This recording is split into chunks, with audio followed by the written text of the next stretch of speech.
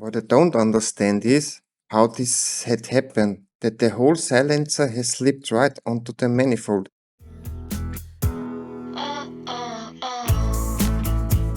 Und wieder geht die Sonne auf.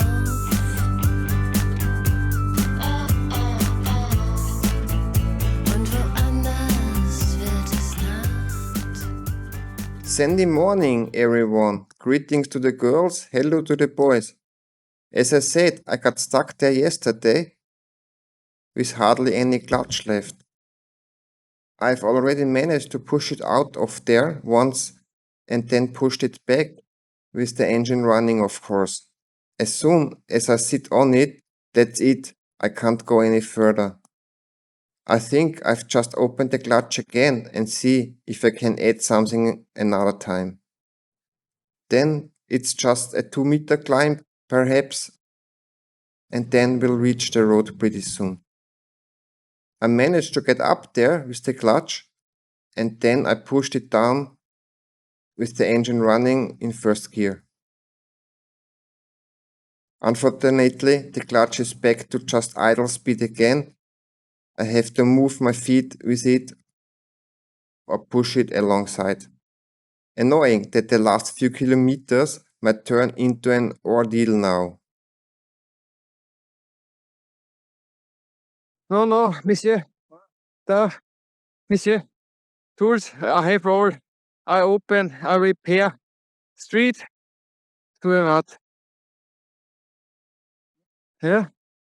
Okay. Okay, merci.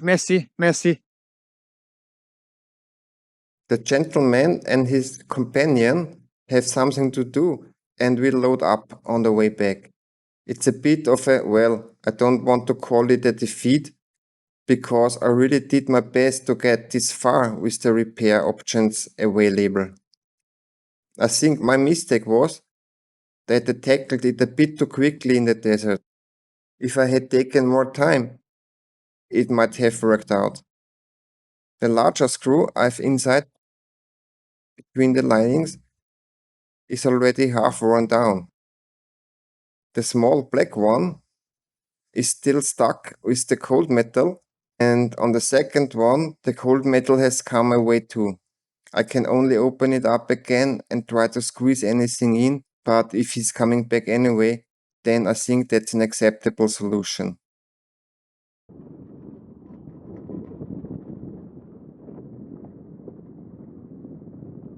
Done!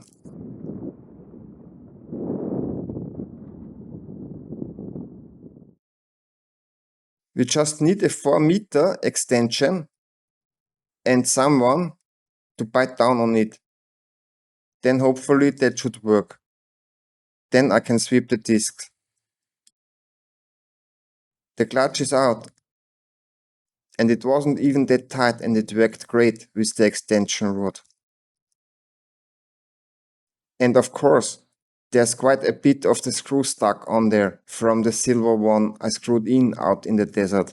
And I've just asked him if he could maybe get some petrol from somewhere so we can rinse it off so that all the dirt doesn't get packed back in. So far everything actually looks good. And I think I've lost my cleaning cloth. Put it on the luggage rack and I think I forgot to pack it. Roadside repair is done. Clutch linings in, took it for a test ride, loaded it up. I hope we've tightened that big nut again properly. And now we are off.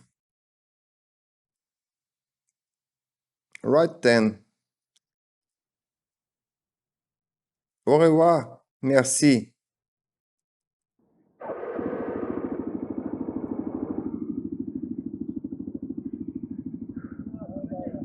Shukran. Bye bye. That was 11 liters 20 minus 3, which I poured into the bottles. That means I used 8 liters over the 140 kilometers of sand riding. And that's despite the fact that I rode very slowly on the way back.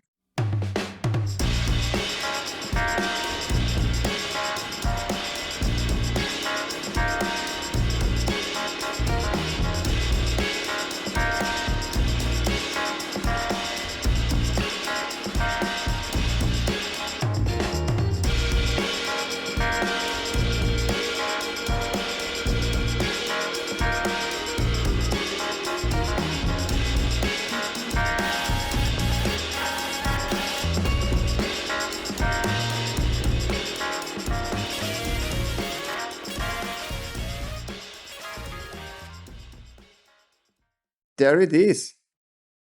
I found it again. I hope I don't ride a mob again or I stole it.